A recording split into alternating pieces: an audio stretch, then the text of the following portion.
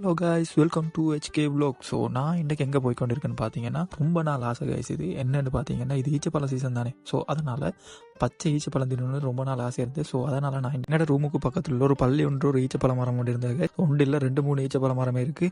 அதில் என்னென்னு பார்த்தீங்கன்னா, பிக்கக்கூடிய அளவு உசரத்தில் அந்த மரமே இருக்குது. மற்ற ஏரியாலலாம் பார்த்தீங்கன்னா நிறைய மரம் இருக்குது, ஆனால் பிக்க முடியாது. என்ன கேஸுண்டா ரொம்ப ஹைட்டில் இருக்கும். இது வந்து கணக்கான ஹைட்டில் இருக்குது. ஸோ அதனால் எங்களுக்கு எட்டியே பிக்கக்கூடிய மாதிரி இருக்கும். ஸோ ஃபஸ்ட் டைம் நான் இது பச்சை ஈச்சப்பழம் டேஸ்ட் பண்ணேன். ஸோ செம்மையாக இருந்தது. கொஞ்சம் கசப்புத்தன்மை இருந்தது, ஆனால் ஓகே நல்லா இருந்தது. ஃபஸ்ட் டைம் டேஸ்ட் பண்ணேன். பாருங்க கைஸ், இந்த மரத்தில் உசரத்தை பாருங்க கைஸ், எவ்வளோ ஹைட் கம்மியாக இருக்குது. இன்னும் சரியாக ஈச்சப்பழம் பழுத்தில் கைஸ்.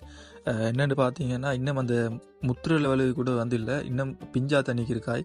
ஸோ அதனால் லைட்டாக கசக்குது. என்ன சொன்னாலும் ஃபஸ்ட் டைம் வந்து ஈச்சப்பழத்தை இப்படி மரத்தில் பிப்பெண்டு நினச்சியும் பார்க்கல கைஸ். என்னென்னு பார்த்தீங்கன்னா, எப்பயும் வளமையாக நாங்கள் கடையில் வாங்கி அப்படித்தானே நாங்கள் தின்னுவோம். ஸோ ஃபஸ்ட் டைம் இது வந்து நானே போய்த்து ஃப்ரெஷ்ஷாக மரத்துலேருந்து பிச்சு தின்ற அனுபவம் வந்து வேறு லெவலுக்கு இருக்குது கைஸ். 4-5 ஈச்சப்பழம் பிச்சு ஐநே தின்றுட்டு அப்படியே ஒரு 10-15 ஈச்சப்பழம் அப்படியே பிச்சு ரூமுக்கு எடுத்துகிட்டு போகிறதுக்கு வண்டியில் எடுத்து போட்டேன் கைஸ். ரூமுக்கு போய் தின்னுவோம் அப்படின்னு சொல்லி. என்னென்னு பார்த்தீங்கன்னா, இங்கே வந்து ஊட்டோளுக்கு முன்னுக்கு ஈச்சப்பழம் மரம் மீக்கும். ஸோ நாங்கள் அப்படி அங்கே போய்த்து பிச்சாலும் யாரும் முன்னும் செல்ல போகிறோம்ல, இந்த இடத்துல போய்த்து பிச்சாலும். ஓகே கைஸ், நெக்ஸ்ட் வீடியோ பார்க்க எந்த சேனலில் மறக்காமல் சப்ஸ்கிரைப் பண்ணி வச்சுக்கோங்க. ஸோ நெக்ஸ்ட் வீடியோவில் பார்க்கலாம்.